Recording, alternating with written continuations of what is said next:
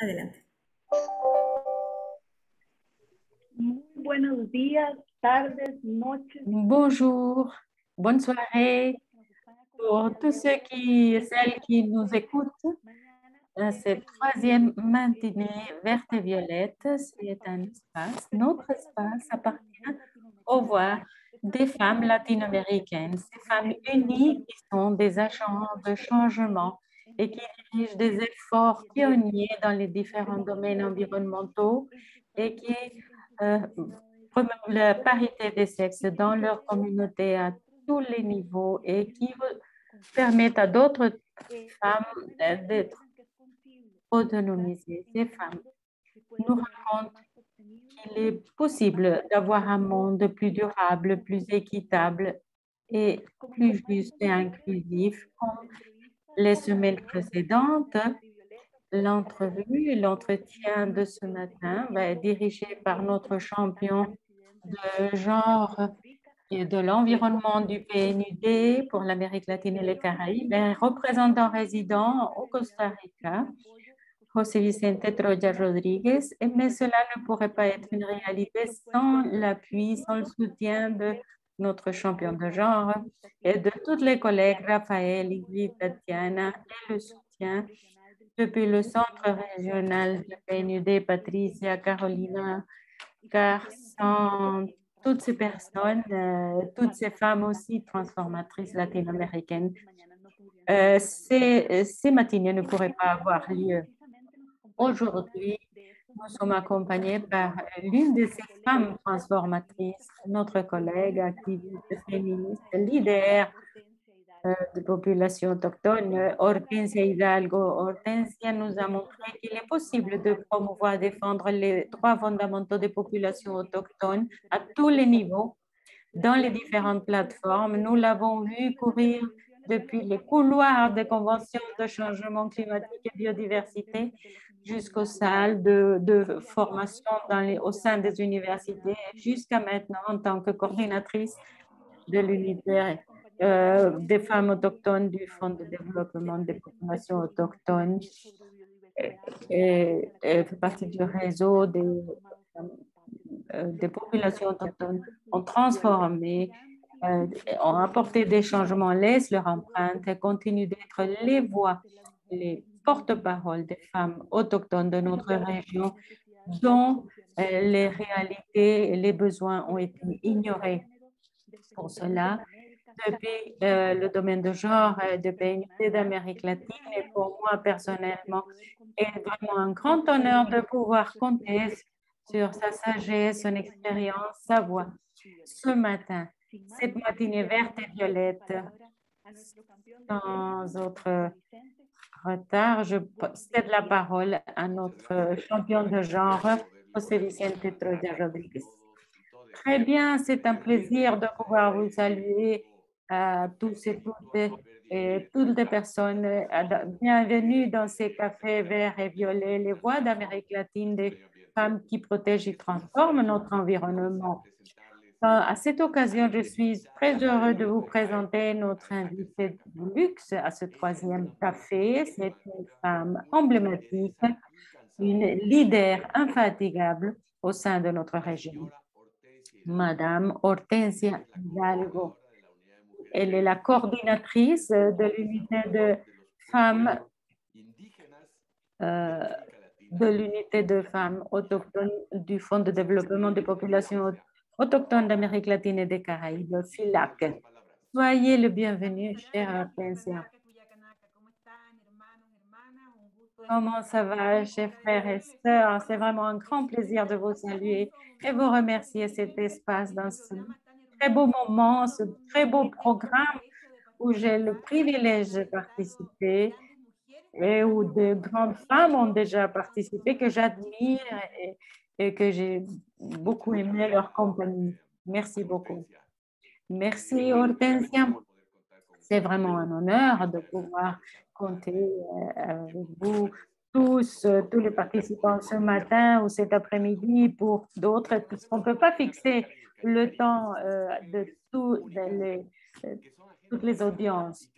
Nous devons reconnaître qu'en Amérique latine et les Caraïbes, il existe des femmes uniques qui sont des agents de changement et qui dirigent les efforts pionniers dans différents thèmes environnementaux et promeuvent la parité de genre et l'autonomisation des femmes tout le long des divers écosystèmes. C'est pour cela que nous avons fait cet espace de café virtuel vert et violet pour faire entendre leur voix, entendre leur vaste expérience et identifier des actions prioritaires dans la région pour promouvoir une transformation sociale et environnementale qui reconnaisse les apports des femmes dans toute leur diversité et promeuvent leur autonomie. Je voudrais ouvrir la réflexion à notre café en soulignant une prémisse fondamentale des écoféminismes latino-américains. Le lien entre les femmes, la terre et la nature nous positionne en tant qu'humanité dans l'urgence d'embrasser une perspective éthique qui guide notre lutte contre la dévastation de ressources naturelles. C'est une philosophie, une pratique qui devrait se baser et qui se base sur l'universalisation des soins, sur un regard plus horizontal et plus pluriel de la pensée, qui promeuve la biodiversité et la reconnaissance, qui fait partie de la reconnaissance intrinsèque des femmes, en particulier des peuples autochtones, et qui sont dépositaires de savoirs historiques et ancestraux, des savoirs qui nous disent comment soigner notre planète. Face à cette triple crise, c'est le type d'information et de connaissances et d'éthique qui sont urgentes pour une action décidée en faveur de la planète et de l'humanité. À nouveau, soyez bienvenus, chers anciens. Pour commencer, je voudrais te poser comme question, quel a été le début du leadership dans le thème des droits des populations autochtones? Quel est le rôle joué par le réseau de femmes autochtones sur la biodiversité de promouvoir ces thèmes? Bien, je peux vous raconter que j'ai commencé très jeune dans ce processus, tout d'abord en défense des droits de l'homme et des droits humains. Et le thème environnemental est un droit humain. Et donc, depuis très jeune à l'université, quand on commence à attirer l'attention sur la question de l'identité auprès des jeunes pour renforcer l'identité lorsqu'on grandit dans les villes, ces chocs culturels sont importants. Et donc, tout d'abord, en renforçant l'identité. Et là, on a commencé à se rendre compte que dans notre région, il y avait beaucoup de problématiques. Je viens du nord du Chili, de Parinacota, un lieu où il y a beaucoup de besoins de ressources hydriques. Il n'y en a pas beaucoup. Et donc, certaines entreprises qui voulaient exploiter les communautés autochtones. Et notre défense principale, pour commencer, mon chemin dans ce sentier de l'environnement a été le droit à la ressource en eau. Et c'est là que j'ai commencé un processus dans un besoin de communiquer à tout le reste du pays, au nord du Chili, ces problèmes qu'on vivait dans les frontières, dans la frontière de la nation Aymara, est une nation qui est divisée entre le Pérou, la Bolivie et le Chili. Donc, pour le reste du Chili, les Aymaras qui vivions près des frontières, quand on va dans la capitale, même on nous demande si on est péruvien au Chili ou bolivien. Donc, on a commencé un processus pour que le pays connaisse, le long pays que nous avons au Chili, connaisse quels sont les besoins des populations du nord de à la frontière et les problématiques qu'on avait. Ça a été notre première lutte au niveau environnemental et après, et c'est là que j'ai commencé ma lutte et commencé à assumer des rôles et qui étaient de caractère politique. On commençait avec des thèmes environnementaux, mais au niveau national pour essayer d'avoir une incidence au niveau constitutionnel et par la ratification de la Convention 169. On a fait un grand travail pour arriver jusqu'au Parlement et pouvoir leur faire comprendre aux parlementaires qu'il était nécessaire de ratifier cette convention, l'éduquer, et c'est ainsi que dans ce long pays, on a commencé ce réseau de toutes les populations autochtones pour porter ce type de problématique. Et ma vie s'est vue immergée dans ces territoires où je vivais et toutes ces voix invisibilisées des femmes autochtones parce que en plus, les hommes étaient habitués à porter nos voix. Et c'est ainsi que beaucoup de femmes qui ont été dans ce processus, je remercie. Je suis reconnaissante par le chemin démarré par d'autres femmes autochtones. Je suis ce que je suis grâce à d'autres femmes qui ont apporté leur connaissance par leur expérience.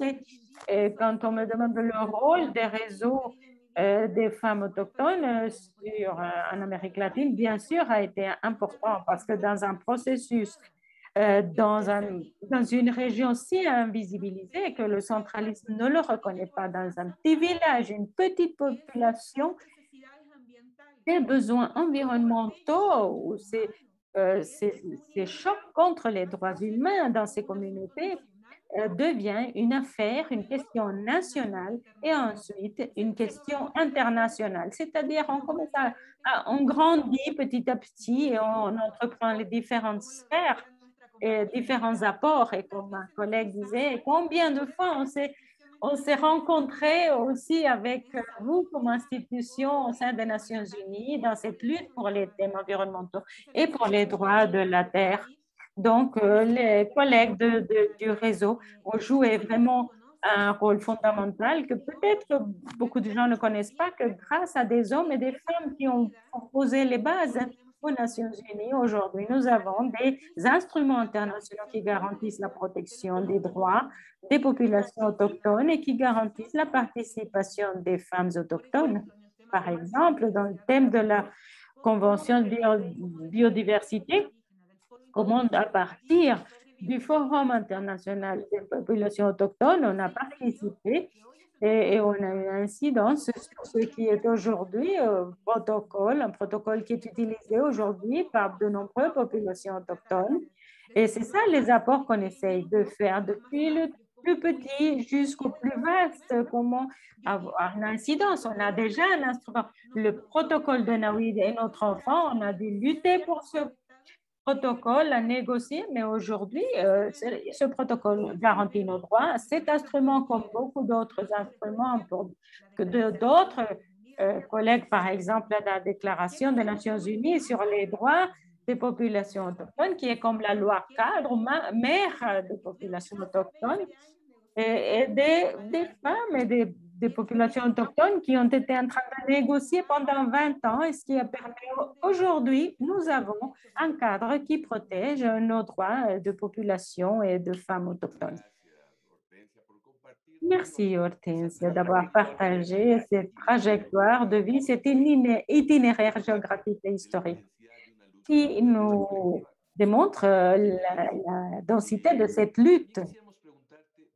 On voudrait aussi te demander de quelle façon le fait d'autonomiser les populations autochtones bénéficie la protection de la diversité biologique. Est-ce que tu pourrais nous donner quelques exemples ou faire des commentaires sur une étude de cas en particulier? Oui, je peux parler du grand travail. Il y en a beaucoup d'exemples, il y a beaucoup d'études de cas, beaucoup d'expériences. Très, très belles.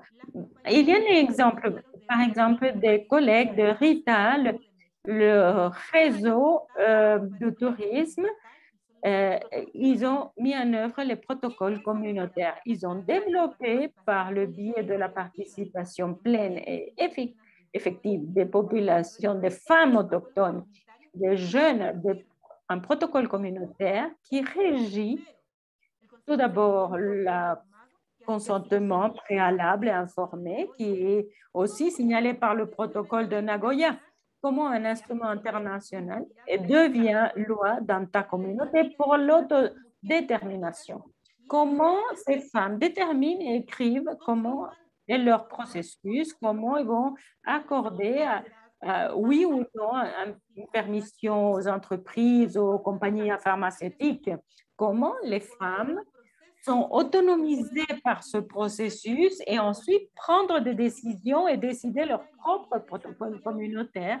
Et dans ces protocoles, elles écrivent la distribution juste et équitable qui doit si l'on approuve, on adopte ce protocole ou un accord, il doit inclure que les femmes autochtones fassent partie de la distribution juste et équitable, mais surtout que les femmes autochtones, comme vous savez, nous sommes les gardiennes et nous transmettons les connaissances traditionnelles. Et donc, comment ces femmes autochtones, il faut consulter ces femmes autochtones pour leur consentement préalable et informé. Ça, c'est un exemple. Donc, comment tu prends un instrument international et tu t'appropries dans un protocole communautaire où les femmes sont bénéficiaires, où elles prennent les décisions. Un autre exemple est aussi à partir de la culture aymara, la culture andine, où on puisse renforcer son identité, renforcer ses connaissances autochtones est si important pour le rôle que nous jouons aujourd'hui, les femmes autochtones. Par exemple, dans cette crise climatique que nous avons aujourd'hui, les connaissances autochtones viennent aujourd'hui à donner la réponse à cette crise climatique. Tout d'abord, comme tu l'as mentionné, José, dans cette relation que nous avons, les populations autochtones avec la mère terre, avec la Pachamama, c'est très différent de cette relation intégrale de respect à la terre, notre mère. Et nous avons des connaissances autochtones qui peuvent atténuer les effets du changement climatique. Nos connaissances autochtones peuvent le faire et les femmes autochtones ont ces connaissances. Je mentionne toujours, et on me dit que je suis une fanatique de la pomme de terre. C'est les Andins, c'est comme ça, on plante beaucoup de pommes de terre, toute une grande diversité de semences de pommes de terre. Et nous avons une technologie autochtone millénaire que nous gardons dans notre frigo. Quel est notre frigo? C'est la terre. En dessous de la terre, ce sont nos frigos, nos réfrigérateurs, où les pommes de terre peuvent être gardées pendant des mois. Mais lorsque l'on déshydrate la pomme de terre, ils peuvent rester préservés pendant 20 ans. Nous avons besoin de cette pomme de terre, nous la traitons. Ce sont des connaissances autochtones, mais c'est une technologie autochtone. Donc, une année, une saison où il y a la sécheresse, où on n'a pas de l'eau pour planter, comme maintenant. On a la Virginia, c'est-à-dire les puits d'eau, sont asséchés, sont secs, parce qu'il n'y a pas d'eau. Et maintenant, nous avons des aliments suffisants parce que nous avons des pommes de terre de différentes années. Donc, ça, c'est un exemple. C'est qu'à travers les connaissances autochtones, nous avons des solutions pour les crises climatiques. Et on ne le dit pas seulement nous, les populations, l'IPCC, qui sont les experts au niveau de thèmes de l'environnement, ont signalé que les connaissances des populations autochtones et les droits des populations autochtones sont fondamentaux pour faire face à cette crise climatique. Comme ces deux exemples, je pourrais te donner un grand ensemble d'exemples, mais ça décrit l'importance de la relation avec la terre de notre part. Merci beaucoup, Hortensia. Toi, tu as déjà souligné l'importance de reconnaître, de promouvoir la reconnaissance, la valeur et la préservation de ces connaissances traditionnelles qui sont d'une certaine façon reconnues, mais il y a toujours cette préoccupation de quel est le chemin encore à parcourir dans cette reconnaissance et de ces savoirs et technologies. C'est des technologies qui permettent, que tu dis que permet de jouer avec le temps, des pommes de terre qui sont préservées pendant 20 ans et être réutilisées, il me semble, c'est qui est vraiment, qui nous donne beaucoup d'illusions et de curiosité. Non, le chemin à parcourir est encore loin. J'en parle avec enthousiasme parce que c'est ce que l'on vit et on préserve. Mais le sentier à parcourir, le chemin est très long. Qu'est-ce qui nous manque? Qu'est-ce que nous n'avons pas? dans de nombreux pays, n'ont pas encore une reconnaissance constitutionnelle des populations autochtones, par exemple. Et,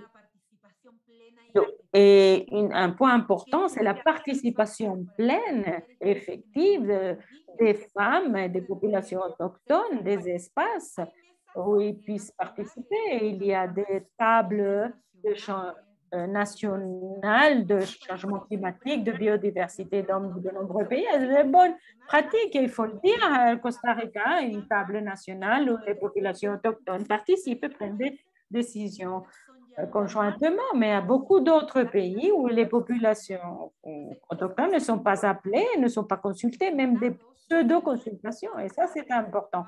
Ouvrez tout d'abord tous ces espaces aux populations autochtones, oui, parce qu'elles ont des connaissances.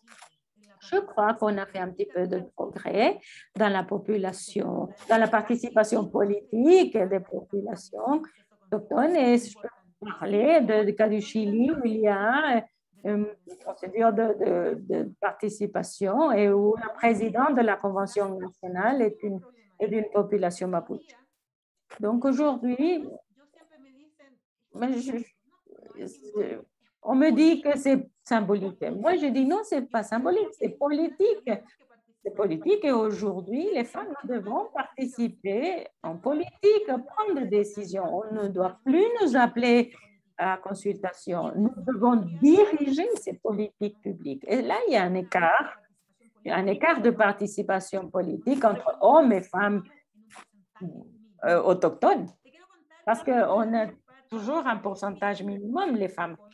On fait partie du Fonds pour le développement des populations autochtones en Amérique latine et Caraïbes, FILA, c'est une entité internationale de droit public, est née en 92 lors du sommet ibéro-américain des États. Et là, les populations autochtones promeuvent un espace qui bénéficie, qui articule, qui soutiennent les populations autochtones. Et à partir de là, il y a différentes unités. Moi, je suis à l'unité des femmes autochtones. Et à partir de là, on essaie de promouvoir tout ce qui concerne la participation politique des femmes dans la prise de décision, en particulier tous les aspects qui nous touchent, les différents types de violences qui affectent les femmes. Et là, je voudrais te raconter, par exemple, les projets du réseau, différents pays d'Amérique latine, comment un petit projet, un petit fonds peut changer des vies. Par exemple, que les femmes, parce que pour avoir une autonomie politique, il faut qu'il y ait une autonomie économique. Et comment les femmes, à partir de petites initiatives, on essaie de nous ignorer, par exemple, pour sortir du cercle de violence, parce que les femmes autochtones aussi sont victimes de violence, tout type de violence. Et comment renforcer, récupérer, renforcer et pouvoir échanger les questions des femmes. Les lundis, nous avons le lancement d'un diplôme de leadership pour les femmes autochtones. C'est un diplôme qui vient renforcer le thème des droits des femmes, le thème de l'environnement, etc. Vient renforcer 40 femmes autochtones dans des plusieurs diplômés que nous avons déjà. Donc, avec vraiment fierté, cette sœur qui a obtenu un leadership, ce diplôme aujourd'hui, elle est députée, elle est dans la prise de décision. Et comme ça, avec une grain de sable, on essaie d'avoir une incidence sur le leadership. Le MILEF, ce sont les organisations régionales de femmes autochtones. Et donc, ensemble, avec toutes ces organisations régionales de femmes autochtones, nous prenons des décisions pour mettre en œuvre les différents processus que nous abordons les femmes en Amérique latine.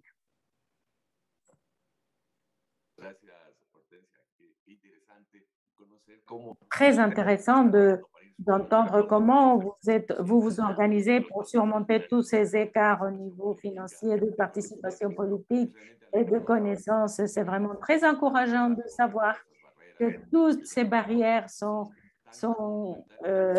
on essaye de les bouger, de faire bouger, mais qui donnent un réel exercice de leadership qui sont essentiels pour la récupération dans ces périodes de pandémie. Et c'est ma prochaine question. Comment la pandémie de la COVID-19 affecte les femmes autochtones et la territoire et la protection des ressources naturelles dans les territoires autochtones? Ouais, c'est une question difficile parce que les chiffres ne sont pas très encourageants. Je peux te dire que depuis le FILAC, on a déjà le 4e rapport des populations autochtones et la COVID, et le dernier traite du thème de la vaccination. Quels pays, quels peuples ont déjà reçu un vaccin et lesquels non. Je vous invite à revoir les pages de FILAC dans les réseaux sociaux. Là, vous pouvez trouver ce rapport. Tout d'abord, partir de la prémisse que les États n'ont pas de statistiques, n'ont pas d'informations sur la variante. Si c'est les femmes autochtones ou les populations autochtones sont visibilisées. Donc là aussi, les États doivent avoir cette information. Dans la recherche de cette information, nous avons dû faire un travail de fourmi pour essayer de soutenir cette information. Et dans ce rapport, notre rapport, on signale malheureusement les pertes, les décès, et malheureusement, mais dans ce rapport, on trouve les bonnes pratiques qui sont mises en œuvre. Personnellement, au Chili, nous avons vécu malheureusement beaucoup de décès, une grande mortalité. Et les politiques publiques destinées à protéger les populations autochtones sont arrivées trop tard. Au contraire, il y a des bonnes pratiques. Par exemple, au Chili, il y a déjà la 3e dose. En Bolivie, par exemple, que les adultes, nos personnes âgées des communautés les plus éloignées ont été les premiers à recevoir les vaccins. Et il y a aussi des mauvaises nouvelles, comme le cas du Brésil, où de très nombreuses populations autochtones sont décédées. Par exemple, au Venezuela aussi. Lié à quoi? À cet écart des populations autochtones par rapport aux autres personnes de la population. Tout d'abord, on nous demandait de nous laver les mains et utiliser de l'alcool. Mais on s'est rendu compte qu'on n'avait pas de l'eau pour nous laver les mains. Dans de nombreuses régions de territoires autochtones, il n'y a pas d'eau potable pour se laver les mains.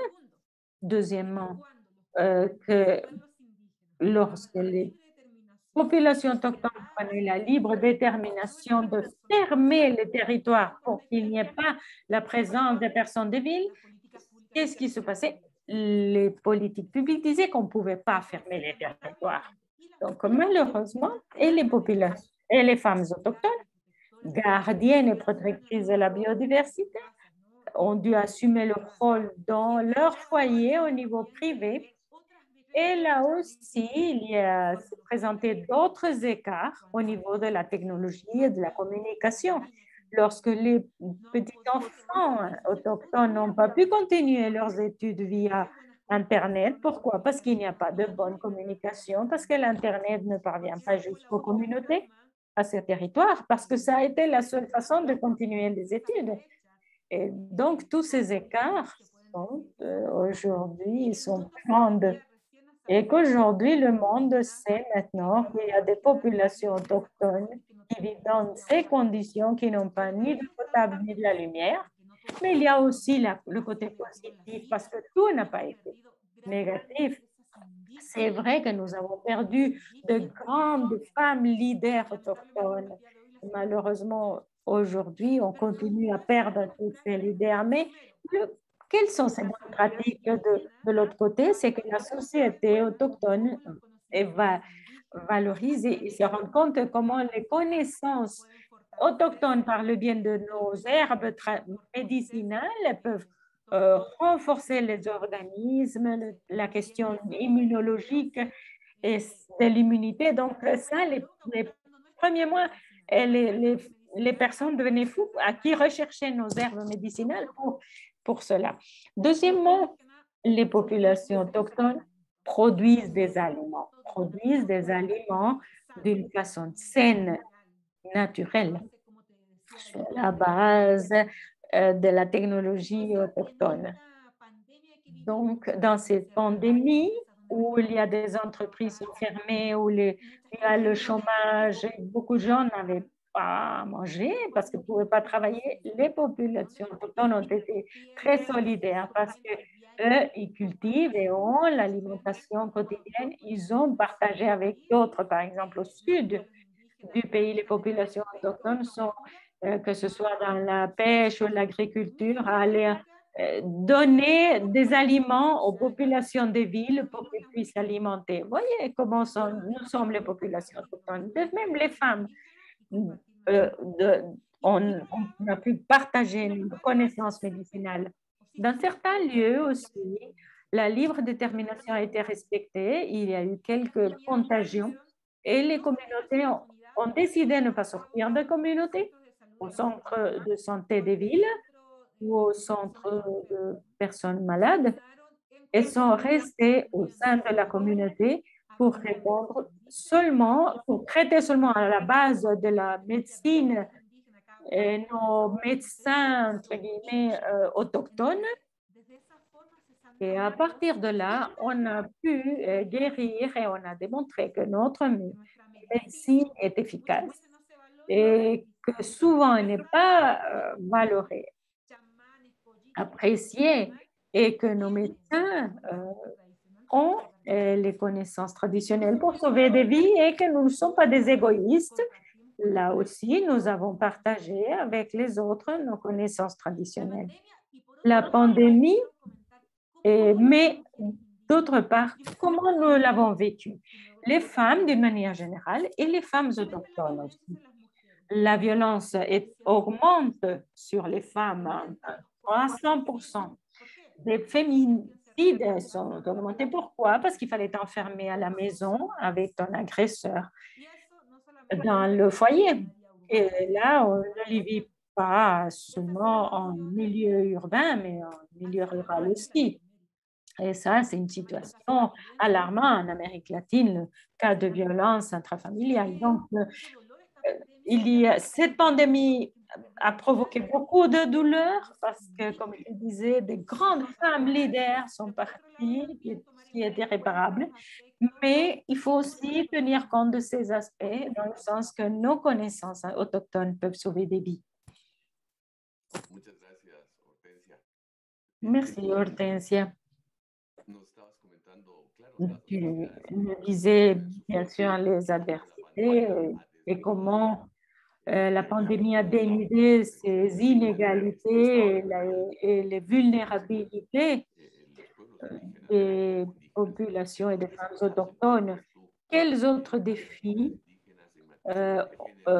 doivent confronter les femmes autochtones en matière de genre et d'environnement?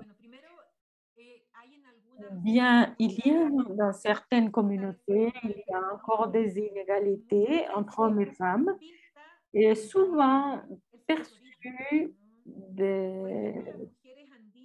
par exemple, les femmes autochtones, nous vivons la dualité ou complémentarité, Chachawa. Il est vrai qu'à partir de la dualité, on agit. Mais lorsque cela est masqué par le machisme patriarcal qu'assume la société occidentale, souvent nous-mêmes, on essaie, à travers la culture, justifier. Et cela, on ne peut plus accepter. Nous sommes dans un autre processus. Les femmes autochtones l'ont dit. Il y a certains lieux où l'inceste est permis, justifié, mais ces pratiques-là, nous ne les permettons plus. Par exemple, le mariage entre des hommes âgés et les petites filles. C'est le type de violence qui marque encore. Mais bien sûr que de plus en plus de femmes autochtones dénoncent ces situations et font des articulations avec d'autres femmes. L'articulation avec d'autres femmes peut aussi aider dans ces processus. Ce que je voulais te mentionner aussi, c'est le type de violence, pas seulement la violence physique et sexuelle. Malheureusement, nous avons la violence institutionnelle qui provient de l'État, des États, surtout ces femmes gardiennes et protectrices qui défendent les territoires. Ils sont en train de les tuer. En Amérique latine, on tue les femmes qui défendent leur territoire. Souvent, on dit qu'elles se sont suicidées. Ces réalités, par exemple, qui ne trouvent pas toujours les voix pour présenter la demande des femmes en Colombie, en Guatemala, au Chili, qui ont défendu leur territoire et qui ont été tuées. Ça, c'est la violence institutionnelle, la violence quotidienne pour des politiques publiques qu'il faut qu'elles garantissent et protègent les femmes autochtones, les différents types de violences que nous souffrons dans la réalité. Ce que je te disais auparavant, aujourd'hui, le scénario est différent. Il est vrai un peu plus encourageant, étant donné la participation autochtone, mais il faut oublier, rien de ce que nous avons aujourd'hui a été un cadeau. C'est le résultat de lutte de nombreuses années. Des femmes ont mené qui ne sont plus parmi nous, qui nous ont permis d'avoir ces espaces, des espaces locaux, nationaux et internationaux. C'est la lutte de toutes ces femmes qui ne sont plus là, parce qu'on les a tuées ou parce que le Covid les a emportées ou parce qu'elles étaient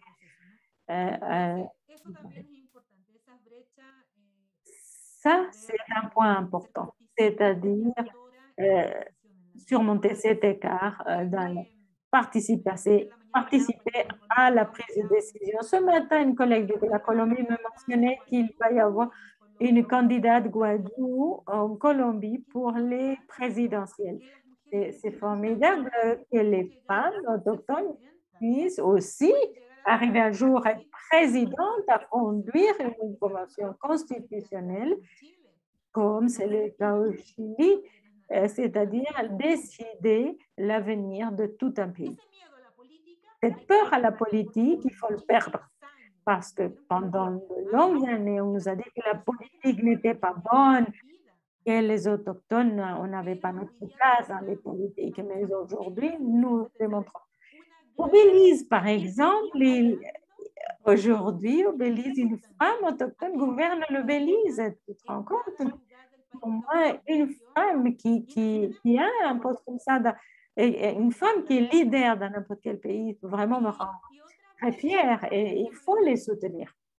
Un autre écart, c'est le thème de l'éducation, de la communication. C'est un écart important qu'il faut surmonter. C'est vrai, aujourd'hui, il y a plus de femmes qui ont accès à l'éducation. La situation est encore très inégale entre hommes et femmes, et surtout les femmes autochtones. Et il faut le changer, et c'est ce qu'on essaie de faire dans chaque pays, ce que nous focalisons dans chaque pays. Et ceux qui prennent les décisions doivent en tenir compte. Les inégalités qui existent toujours. Le COVID est venu démontrer, montrer les situations. Et le plus important, c'est que dans les différents et de respecter et promouvoir les droits des populations autochtones à la libre détermination qui est fondamentale comme la Déclaration des Nations Unies sur les droits des populations autochtones. Que les populations autochtones prennent leurs propres décisions, que les femmes autochtones prennent leurs propres décisions. Il faut respecter la libre détermination. Les droits sociaux, culturels, linguistiques sont fondamentaux et doivent être reconnus dans chaque État. Et ce n'est pas le cas. Mais on a fait des petits progrès chaque jour dans cette reconnaissance. Et bien sûr, la protection de nos territoires, dans le thème de biodiversité, un thème de consentement libre, préalable et informé, doit être respecté. Et pas seulement des consultations, ce n'est pas comme ça. Le consentement une question de temps des populations autochtones, de l'information. Les populations et les femmes autochtones, on va toujours défendre nos territoires au prix de notre vie ou de persécutions politiques ou service d'intelligence de chaque État, le service de renseignement des États. Avec la force que la terre nous donne, on n'en reste pas à cette persécution. Beaucoup de sœurs en Amérique latine ont passé par des processus terribles dans des prisons, dans de la violence politique, sous les coups de nouveaux concepts aussi, parce que la violence politique de nombreuses femmes qui sont aujourd'hui sur des postes de décision parce qu'elles sont femmes et surtout parce qu'elles sont autochtones. Et je crois qu'il est important ici que chaque État ait des données, parce que les données sont importantes dans l'exécution des politiques publiques. Il faut qu'il y ait des indicateurs pertinents pour les populations autochtones, les femmes autochtones et les jeunes.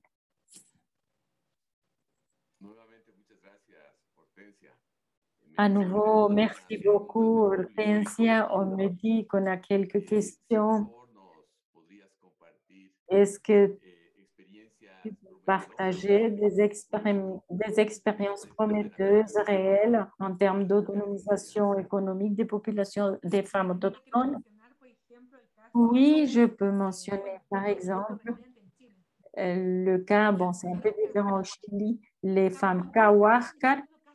Kawarkar est une population au bord de l'extinction. C'est une très petite population aujourd'hui. Grâce à un projet du réseau, ils sont en train de préserver. Comment ils ont commencé à préserver le tissage de l'artisanat. Ce sont des tissus de paniers. Et dans cette autonomisation économique, non seulement ils ont eu une autonomie économique, mais récupèrent des savoirs d'une population qui est arrivée au point d'extinction. Lorsqu'on est à presque supprimer une population, comment les femmes essayent de récupérer ces connaissances?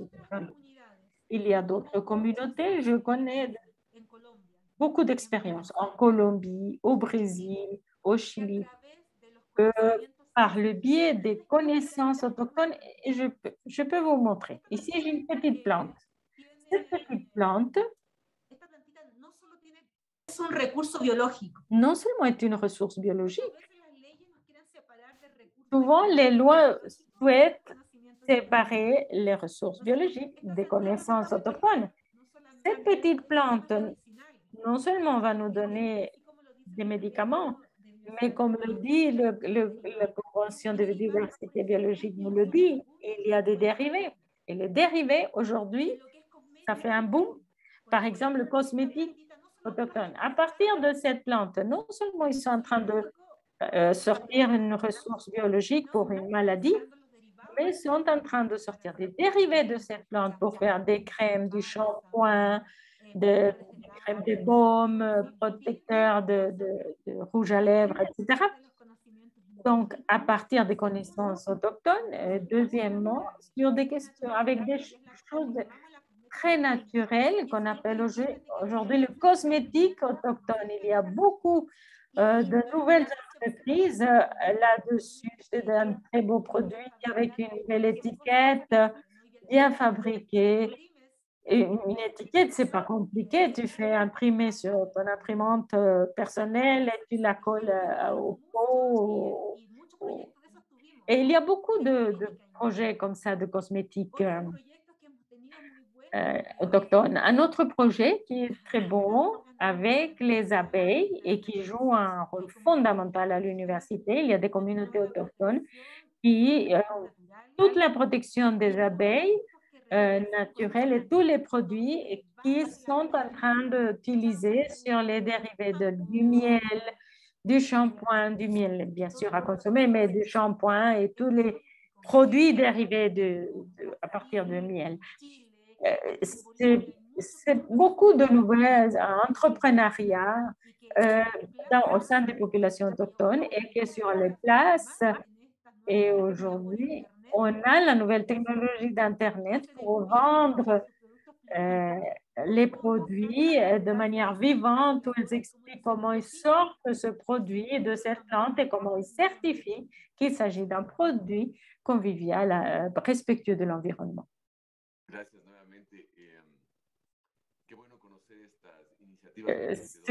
C'est bien toutes ces initiatives prometteuses et encourageantes et qui démontrent qu'il est possible et souhaitable et qui peut transformer et mettre tout cela, mettre toute l'action défendant la protection des ressources naturelles et avancer vers une autonomie économique. Une autre question qui nous parvient du public, on nous signale que souvent les femmes autochtones vivent dans des milieux de violence et d'abus. Et qu'est-ce qu'on pourrait adopter pour surmonter ces cycles de violence outre l'éducation traditionnelle? Je crois que cela est lié aussi à la libre détermination des populations, qu'on puisse fixer sous différents noms. Certains pourraient l'appeler comment j'écris mes lois dans ma communauté, que ce qu'on l'appelle protocole communautaire, d'autres puissent l'appeler statut autonome. En Bolivie, on l'appelle comme ça, sous différentes nominations. Comment je peux écrire dans cette libre détermination? Certains nous disent que nous sommes violents parce que dans certaines communautés, nous avons déjà des comportements, par exemple, de punir le vol, punir la violence, punir au centre de la place centrale du village une personne qui a commis un crime, un délit. Je crois qu'il est important que les femmes nous organisions pour avoir un statut d'autonomie qui soit puni au rejet de la communauté ou que les femmes définissent cette politique interne. Et ça s'appelle une libre détermination. Dans certains endroits, comme par exemple en Bolivie, il y a eu des statuts d'autonomie après un plébiscite si ces autonomies étaient adoptées. Et il y est dit que telle personne a été rejetée de la communauté à cause de ceci ou cela. Sortir de cercle de violence n'est pas facile. Il n'est pas facile d'abord se rendre compte qu'on est un sujet de violence. Pourquoi? Parce que dans ce système patriarcal où tu penses que vivre ainsi, c'est normal, c'est naturel, jusqu'à tout d'un coup, une autre femme vient te dire non, la façon dont tu vis avec ton mari et que ton mari arrive le soir et qui va te violer, ce n'est pas normal. Et là, on se rend compte, nous avons vécu tous ces processus, mais tu ne peux pas te rendre toute seule. Tu te rends compte dans ton entourage, avec ta famille, avec d'autres communautés, avec d'autres femmes. D'autres femmes aident à guérir ces questions de violence, et seulement par le biais de l'expérience avec force. Mais d'autre part, il faut aller dans les normes juridiques. Il y a trois choses, pardon. Tout d'abord, les normes ou les règlements qu'on puisse exécuter sous la libre détermination des peuples. Il y a les normes juridiques de chaque partie. Souvent, on dit, mais ça ne sert à rien que j'aille dénoncer ce crime parce qu'on ne va rien faire. C'est vrai que parfois, les délais juridiques sont lents, mais il faut quand même le faire. Et troisièmement, s'accompagner d'autres femmes. La solidarité est fondamentale. Beaucoup de femmes, je crois qu'il n'y a pas de femme qui puisse dire qu'elle n'a pas vécu un certain type de violence.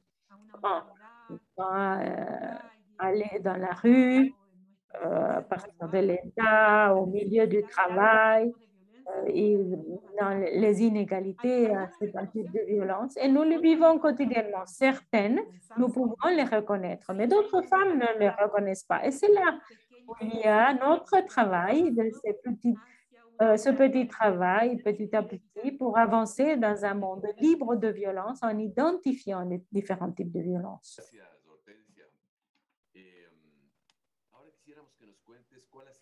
On voudrait que tu nous racontes quelle a été ton expérience dans les différents programmes d'études d'alphabétisation aux femmes chefs de foyer. Quel est l'impact de l'éducation des femmes dans leur autonomie et dans la protection de l'environnement? C'est une très belle question parce que ça touche vraiment mon identité. D'abord en tant qu'institutrice et après université. D'abord, j'ai été institutrice unie, qu'on appelle seule institutrice dans une école. J'étais la seule institutrice. Et parfois, j'ai eu parfois rien que 2 enfants. Et même s'il y avait un seul enfant dans mon école, le droit à l'éducation est fondamental. Même si c'était la communauté la plus éloignée, elle doit avoir le droit à l'éducation. Ensuite, mon expérience m'a fait travailler avec des femmes en milieu urbain, mais de la périphérie. C'est la zone la plus rurale des grandes villes et des endroits les plus périphériques où j'ai eu à faire alphabétisation des femmes qui ne savaient ni lire ni écrire. Et la joie était tellement grande quand elles te disaient, la joie quand elles te disaient que le fait d'apprendre à lire et écrire a changé ma vie parce qu'elles avaient besoin, souvent, elles avaient besoin de chercher de l'aide extérieure pour lire une liste, pour chercher une adresse, etc. Souvent, elles disaient, je savais comment chercher une rue parce que je ne savais pas lire. Et l'alphabétisation a été vraiment fondamentale pour changer des vies. Et deuxièmement, parfois, des femmes n'en sont pas restées à des études de base, à une alphabétisation, et même certaines sont même arrivées aux universités. Et ça, c'est un très beau changement. Tout d'abord, le droit à l'éducation est fondamental dans les communautés rurales, même s'il n'y a qu'un seul élève dans une école. Et deuxièmement, les femmes doivent avoir accès à cette éducation. Souvent, le pourcentage des femmes autochtones qui désertent les écoles est très élevé. Pourquoi? Parce qu'elles sont mamans, chefs de foyer, etc. Donc, il faut qu'il y ait des systèmes alternatifs. Et mon expérience personnelle a eu beaucoup d'influence parce que les femmes, où j'ai vu que les femmes passent toute leur journée à prendre soin des enfants, etc., du foyer. Et c'était très tard le soir où on se mettait d'accord pour étudier. Souvent, il y avait les maris qui les enfermaient à la maison pour aller étudier, pour les empêcher d'étudier, et elles s'échappaient. Et, et souvent, et se sentaient ne voulaient pas être ignorantes pour ne pas aider les enfants. Aujourd'hui, je peux aider les enfants à donner d'autres outils. Mais il faut aussi parler du droit à l'éducation avec identité. Non seulement des programmes interculturels, il faut que ce soit pas seulement des programmes, mais des lois et des droits linguistiques pour que nos populations soient éduquées de la manière adéquate. Il est important de connaître toutes les choses, mais aussi, surtout, notre identité, notre langue. Nous devons connaître tout cela.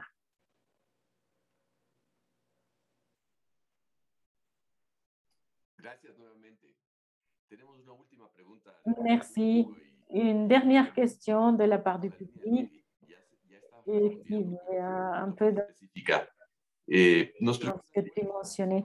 On nous demande quelle est ta vision pour que les femmes autochtones deviennent des femmes autonomes et puissent développer des activités économiques non seulement au sein de leur communauté, mais en tant que femmes d'entreprise. Il y a beaucoup de machisme contre les femmes autochtones, tant à l'intérieur comme à l'extérieur des communautés, et j'aimerais bien connaître quelle est l'approche que vous utilisez et rompre ces paradigmes traditionnels. Je crois qu'on est déjà en train de rompre ces paradigmes. On peut le faire, on peut mettre en œuvre des processus importants dans les différents domaines et ne pas nous en rester aux cosmétiques ou des grands domaines. En Argentine, par exemple, les collègues sont en train de développer l'amélioration des camélidés des communautés autochtones qui essaient d'améliorer leur camélidés. Seulement des femmes qui mettent en œuvre, c'est par exemple les lamas, tout cet élevage. Et par exemple, ma famille produit de la quinoa. La quinoa est un suraliment, c'est reconnu dans le monde à cause des propriétés alimentaires. En Europe, elle est très chère. Tu vas à un supermarché, elle est très chère. Nous avons une grande difficulté que nous produisons la quinoa. Nous le remettons à faible prix et celui qui la revend à un prix très élevé. C'est un écart qu'il faut surmonter. Nous devons rechercher nos propres acheteurs et ne plus utiliser les intermédiaires qui gardent avec des marges bénéficiaires énormes. Et les parents, comme tous les producteurs, le nettoyage de la quinoa ou de la pomme de terre fait beaucoup d'efforts. Et après qu'on vient de nous l'acheter misérable, à des prix misérables, et lui va le tripler le prix. Donc, et ça, ce n'est pas acceptable. Ici, les États doivent collaborer avec ces liens de vendeurs à acheteurs sans intermédiaire. Et ça, c'est fondamental parce qu'on peut le faire, on peut former des communautés, des coopératives de communautés autochtones. Il est important dans sa collectivité pouvoir parvenir à ces ventes directes commerciales de nos produits. D'autre part, il faut aussi soutenir ces processus. Et ici, je fais un appel tant aux États comme à la coopération internationale. Les femmes autochtones ont besoin davantage de soutien pour cette autonomisation économique et surtout dans un temps de pandémie où ça a affecté surtout les femmes autochtones. Nous avons déjà démontré que nous avons les connaissances, la force et surtout cette relation différente avec